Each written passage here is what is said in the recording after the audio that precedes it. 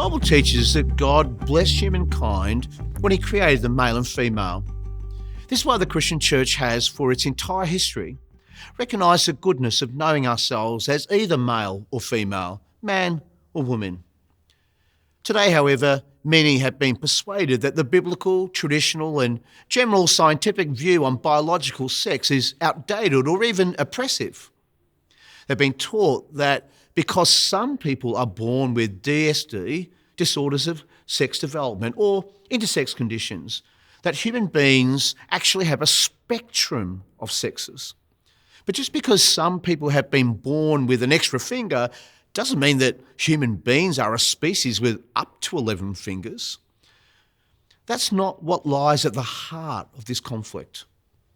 Transgender philosophy argues that even if a person doesn't have a DSD, their personal feelings or desires are more important in determining a person's sex than the sex they actually are.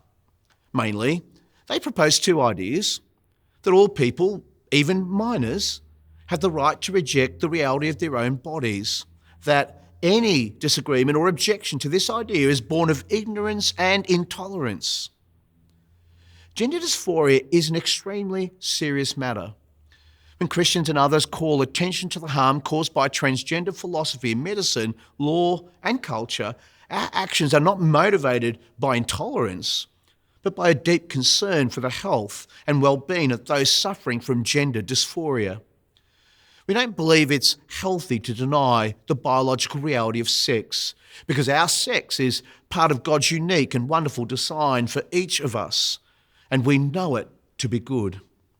We believe that the path to peace and wholeness is found in accepting our own bodies and what they reveal about ourself and identity, and that ignoring, denying, or hiding the truth of our bodily identity will only lead to further confusion, misery, and regret.